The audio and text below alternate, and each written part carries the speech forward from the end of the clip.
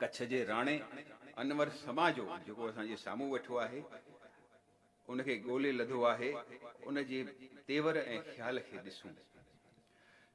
सांझीअ टाणे कोई ईंदो, सांझीअ टाणे कोई ईंदो, हिन जो जॾहिं मूं ग़ज़ल पढ़ियो त मां हिनखे ॻोल्हणु शुरू कयो ऐं मिली वियो, असांजे विच में आहे।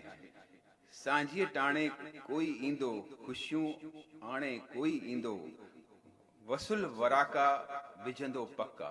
वाह, वसुल वराका विझंदो पक्का, वाॻूं वाणे कोई ईंदो, विछड़ण परचण हलंदो रहंदो, सांग सुञाणे कोई ईंदो, सांग सुञाणे कोई ईंदो। गिरीश पोपट गुमान चवे थो, उनखे बि चयो आहे भाऊ हाणे तूं अॻिते अचो, गज़ल हाणे लिखी थो, किताब बि कढ।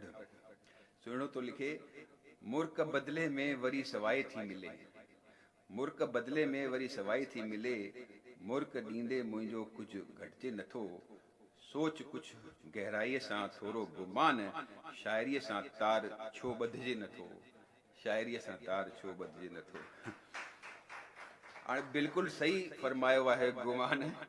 हिते गुमान सिंधी भाषा साहित्य सां गहराई ऐं गंभीरता सां ई सिंधी युवा लेखक खे जुड़णो आहे।